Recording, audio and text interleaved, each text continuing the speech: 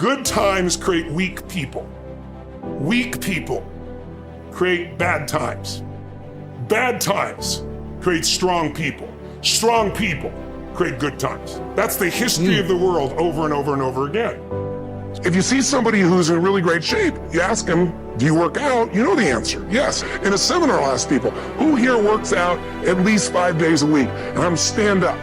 And you look around that room, and you know that they work out 5 times a week because you can see their body. You don't just get a result without some kind of action, without some form of ritual. Ritual meaning actions you do consistently. Now, do you think those people that are out there working out 5 days a week, do they have more time than you do? Or I have, or anybody else? Of course not. Is their life less busy? Of course not. It's just a must for them. They must work out that way, and they've made that turn in their life change. So I'm not saying you have to work out 5 days a week. I'm just saying whatever you really want, wants don't get met consistently. Standards do. You need to hold yourself accountable. If I hold myself to such a high standard as an individual, I don't make mistakes. I'm a professional. I know exactly how to act and exactly what to do. I do not need a woman to motivate me, be my mother, to convince me to put video games down. Everything I've done fantastic, I've done completely and utterly by myself. That's not me being arrogant and a psycho. That's me just being completely realistic about my achievements as an individual. Average people use their time to whine and complain. And while I would talk like that, I end up getting kicked out of school. And while I talk like that, I end up being homeless. And while I talk like that, I was broke. And then one day I woke up and said, nobody's coming to save you. Nobody's coming to get you. But you can go to the library and get yourself.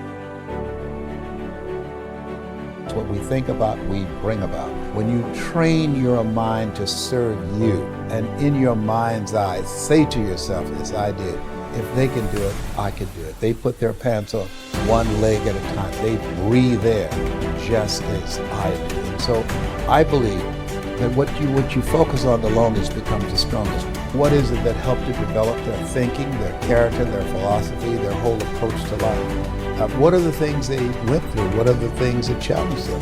What are some of the things that I can learn that will help me to get to that next level?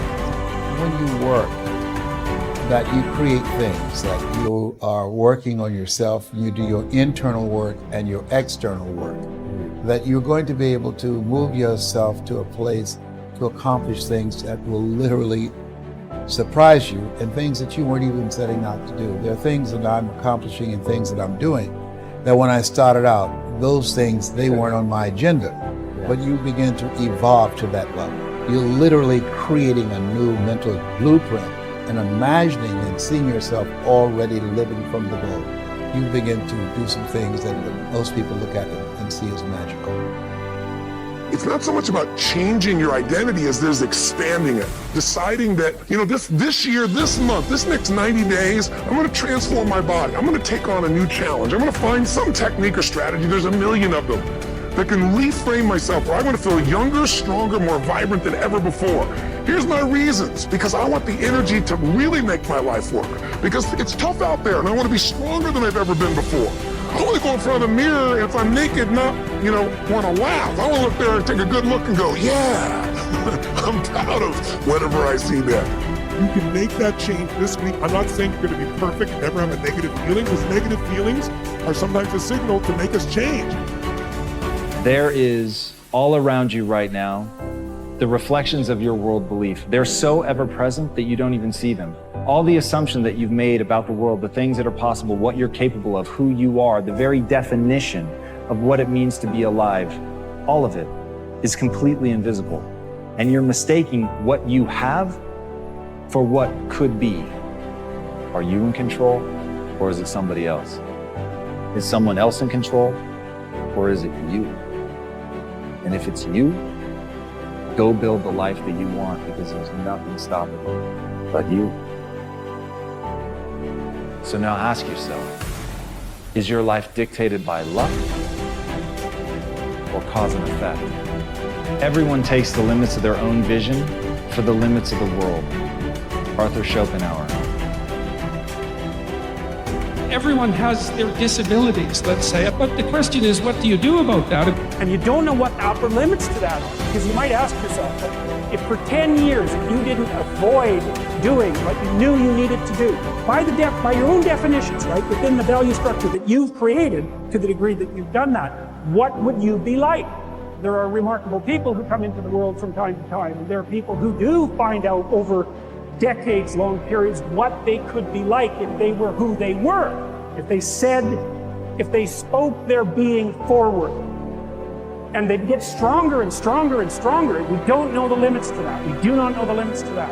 And so you could say, well, in part, perhaps the reason that you're suffering unbearably can be left at your feet, because you're not everything you could be, and you know it. Rome wasn't built in a day. We all know that. It's a slow process. That's the thing. Success are generally slow processes. And that is representative of life, because you don't achieve worthwhile goals quickly or easily. They take time. They take struggle. They take relentless pursuit day in and day out. That's what it takes. And that's why I say you've got to pay attention. You have to watch. You have to watch every single second. And so that second that just went by, that counted.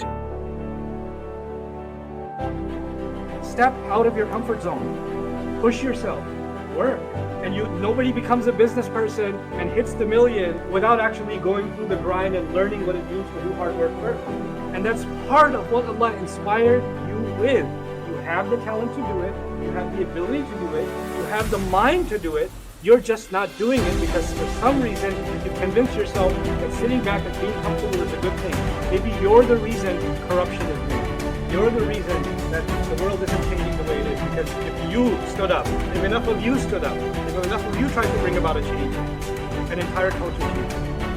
Everybody, at one point in time in your life, to be successful, you have to jump.